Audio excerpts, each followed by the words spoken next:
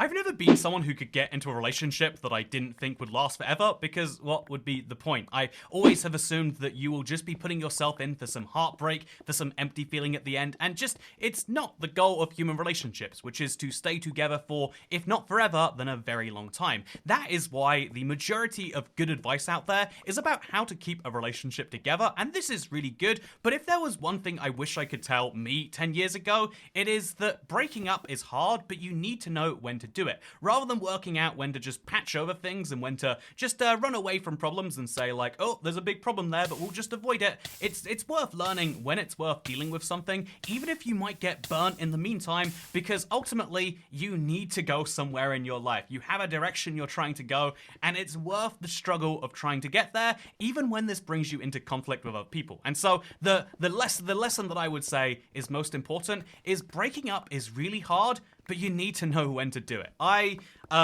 think that every good piece of life advice, like the really big good stuff, ultimately comes down to learning when to, not to quit, I guess, learning when to persevere throughout everything else, and also learning when to quit when the world tells you to stay at something. And this is really weird, because these are directly contradictory pieces of advice. Like, well, when should you stay with when should you stay with something, and when should you, eventually just give up and try something new? It is really, really hard to actually know, but the point is that if you are good at doing so, if you do so when you have the feeling to do so, you are taking agency over your life. As long as you have a plan, and as long as you can stick through the bad things and the bad feelings, then eventually you'll end up on the other side, and you might find some really wonderful new things that you've been looking for a while that you otherwise wouldn't have if you weren't just willing to go through that bit of pain. Oh, that is nice. But I think I guess the impetus for this video is that after a breakup, I spoke to one of my longest term friends. I've known him since I was a child,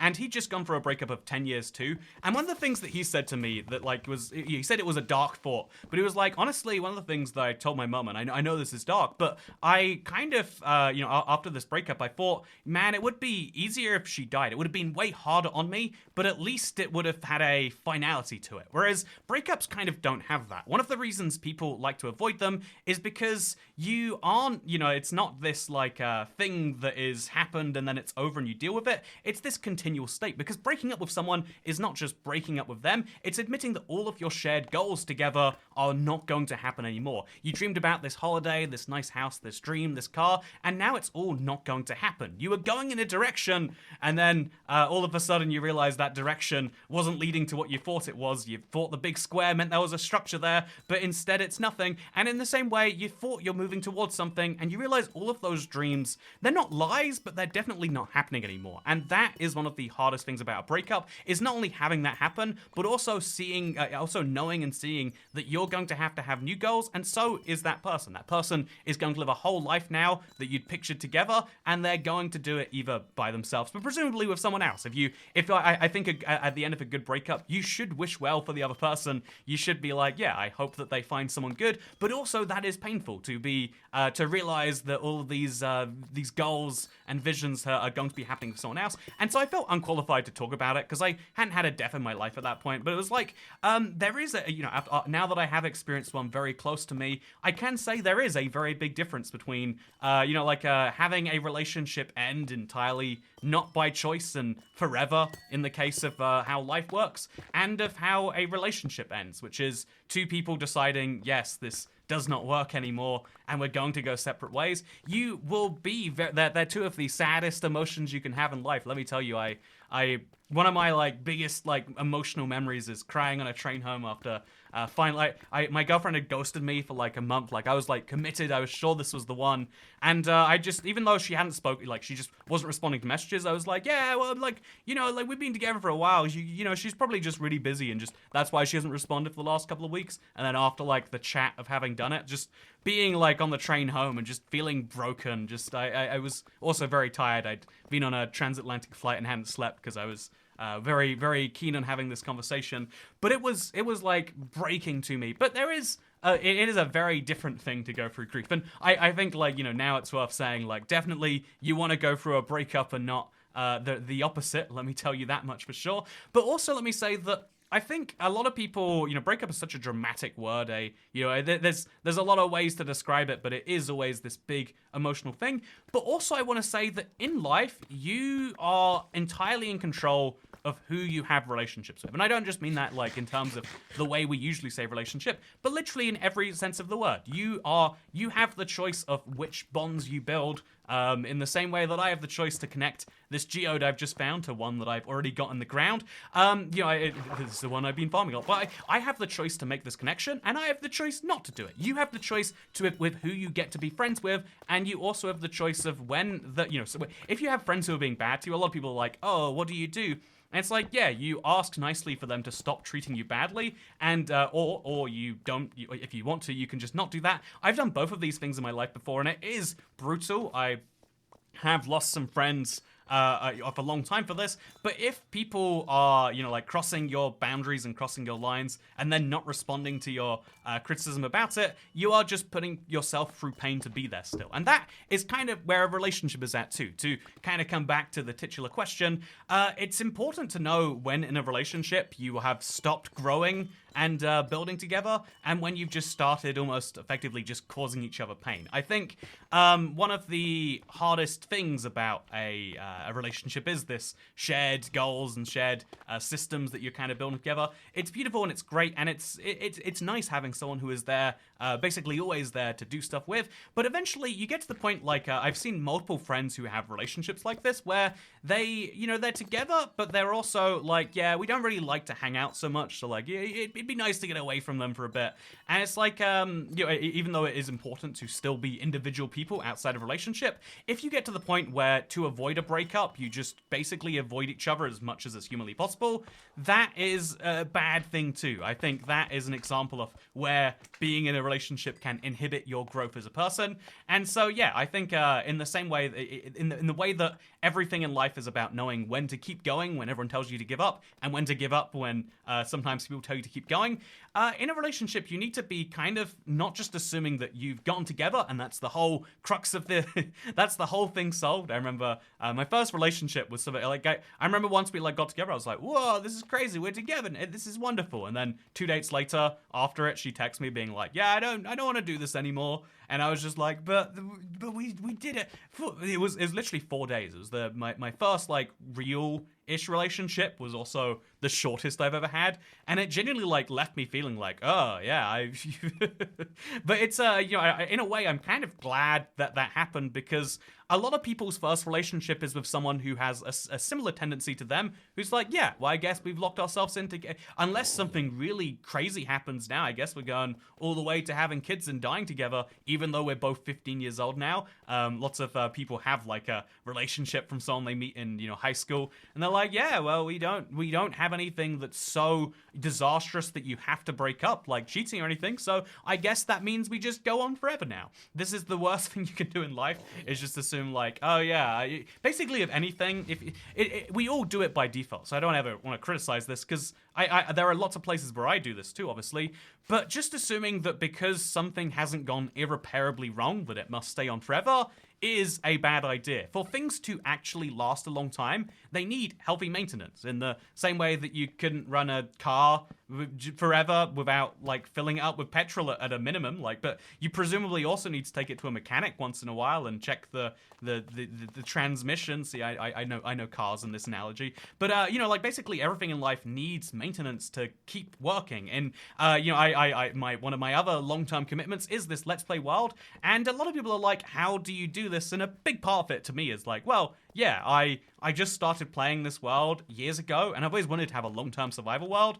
I like to have these long-lasting histories, and so that's what this world provides me. I love that over time, this same world that I was mining in 12 years ago, I'm mining 50 blocks below that right now, trying to collect up a bunch of crystals because I want to get some tinted glass. I love that it's all happening in the same world, and so to me, it's always been a priority to keep it going, but it's not just about priorities. I think that is a big part of life, and another part of life is, another part of anything in life is about actually putting in the work to be like, yeah, if even if I'm not feeling like playing it, I'll at least hop on, see what's happening, and then play something else.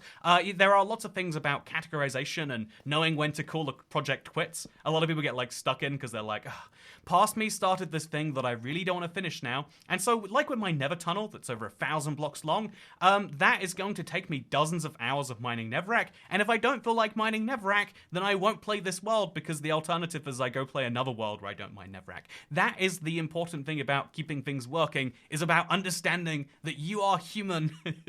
And so, I think that every relationship needs maintenance, but also at the exact same time, every relationship needs you to be on the buzzer of like, when are you feeling bad? It's not just about maintaining and keeping it there. It's about working out when it needs to be maintained. I've been in countless situations in my life. One of the reasons I think that I was very bad at this is because my first like long relationship I had, it was when I first moved out. It was early into this YouTube channel. It was the first time I had a job that could actually like pay rent, and so I was living in just a single room with this girlfriend. It was a very tight living condition. I'm so glad that we moved out in the end, because I felt like we were trapped together there. Like I couldn't make the whole half. I was like, we were renting a room. I couldn't rent the whole room by myself with the YouTube money I was making at the time. So I felt like we were basically stuck in this relationship together. And at the same time, every time I think trying to fix things is the most important thing people actually need to know. But every time I would try to fix things with her, she would like kind of like say she would do something and then not. Or even worse, the thing that like really like broke me and like still sticks with me to this day is every time I would bring up something like, oh yeah, I really don't like this is like a thing that's upsetting me about our relationship, she would like fake cry. This was like a thing that really stuck with me. She fake cried about it, and then I like was like, hey, can you not do this? Is obviously fake cry. And she was like, you think these tears are fake? And then started crying about that. And it's like, I think it might have been real tears the second time. If not, they were much more convincing fake tears. But it was like the whole, and I would have understood whatever if that was just like, oh yeah, stalling for time. But it was like, oh yeah, now we won't talk about it, because the next time you try to talk about it, I'm gonna cry then too. And looking back, I guess, in Reckonstance, and looking back at it, I think really that is a good example of a toxic relationship, of a relationship that was holding me back as a person, but it was one that I felt stuck in because of our living arrangements. And I have been in that situation since then too, and it's a really hard one, that there are all these things you've started to build together. How can you ever get out? How can you ever go about them? It's just the more practical thing to do if you think about it in terms of if you're just looking at things objectively, it's better to stay in a bad relationship and try and fix everything else in your life. And if you're the sort of person for whom that is true, sure, great, you could do that. It probably will work for you. But I also would say that we are all very human and all have our own wants and goals, and it's probably important to focus on some of those things too. And so the answer to when is the right time to break up is not that, there's nothing in stone that you can ever say that will ever make perfect sense. But there are a lot of things I can say that might be useful. So one of those is about, again, constantly try to be fixing anything that is broken, or at least constantly be looking not for things that are broken, but things that you might think will cause issues eventually. A lot of people, to try and share the other side of this, I'm sure there have been situations where something that I have done has been very annoying to someone, but they haven't brought it up until they're at the breaking point on it. And once you're at breaking point, you're just like, please, you've just got to stop this thing. It's making, once you get to that point where you can't not tell someone anymore, you're also not at the point where you can realistically talk about it, or, I don't know, I guess maybe negotiate about it in any meaningful way, right? To use the car analogy, by the time you get to the point of working out that your car has no fuel because you've ignored it and you've broken down on the side of the road, it's much more expensive than just buying fuel. If you're not familiar, I think a car running out of petrol is a very, very big deal. It takes a little bit of time to undo that damage, and this is something that you need to know is true with every relationship you have with someone. If you let things get really, really bad until the point that you don't even want to deal with it anymore, then it's going to be much worse than, I don't know, a little bit of healthy maintenance here and there. And that's why I, this is a personal thing to me on some level. My parents, or my mother and my stepfather might be true, but the person, like my mother and her at the time husband, were just really never seeing each other. I think their relationship was slowly getting worse and worse. And it's something that is, you know, having a good, happy, healthy relationship is something that is good for lots of people. I think is not controversial as a thing to say. And yeah, if you are getting to the point where you are starting to feel that you, you know, like really need something, it's good to talk to someone about it. I think that's something we say a lot with regards to like therapy culture. Is like, yeah, just talk to someone about it. But there are lots of issues for whom, like, there is a person who is very, very qualified to talk about because you're already with them, and the issue might be with them even. And I think that that is something that is very, very hard to internalize because at least me personally, I like being easy in life. I think trying to be easy to be around is a good goal to have. It's not one you should ever shame yourself for having. It's certainly something I value in a lot of people. People who are, maybe you could say, like, emotionally flexible. Like, people who are emotionally inflexible, kind of tricky, ultimately, to really get dealt with. Let's make some torches here, so future me can get back to this. You know, a good part of maintaining a world is knowing that you need decent signposting between things, because I don't know what happened when I dug this tunnel 10 years ago. It was probably closer to 11 or 12 now. When I went down there, I don't know what I found, but I clearly stopped after a while. Was that because I didn't find diamonds, or was it because I found lava? Having some form of signaling between past you and future you is already important, and if communicating with yourself is important, you know, the person who literally shares all the thoughts and feelings that you do, the same life you do, and all these other things, maybe it's also important to share at least a little bit with someone else who's out there. Anyway, I really do think it is of utmost importance that you look at many things in your life and work out how you can be improving them, basically at all times. And that is what I've been doing in my Let's Play world. I've just picked up a ton of tinted glass, which I can use for one of my big projects on the other side, because ultimately, this is, by the way, I hope you've enjoyed this Let's Play, because I wanted to take things a little old school. One of the types of videos that I would say I grew up on it. So it's a little misleading to say because I'm talking about my mid to late teenage years. But one of the types of videos that really made a difference for me were the ones where someone could just talk about real talk, you know, life experience in a gameplay YouTube video. It seems tricky and it seems almost silly to do because surely you want to see the flashiest things of the new weapon and the new this and all of that. But actually, some of the most important talks can come from those people that you might respect, and hopefully there are some number of you who get something like that from me. And if not, hopefully you've enjoyed the dive into my life and some of my terrible personal experiences. That is one of the weird things about sharing things, is that you kind of know on some level everyone's going to take it and make their own thing from it. But hopefully whatever the thing is you make from this, it's something valuable. I clearly need a lot more tinted glass for my vision to come off here. But what I also need is, I don't know, to say at the end of this, that in the same way that I always imagine that, like, the relationships that I get into will last forever, I sort of imagine something similar in regards to YouTube. Like, it's a thing that, like, is hard to say will go on forever unless it doesn't, but that is basically it. It requires a lot of healthy checking about what it is that I'm doing and if that's the right thing. And that is something I try very hard to. So have you considered subscribing to the channel? It's basically a permanent, you know, you're stuck in here forever if you do. But more seriously, a big part of it is kind of understand. Like, one of the cool things about the YouTube subscription model, or at least like watching videos, is that lots of people do subscribe and then later, you know, like lose interest, fade out.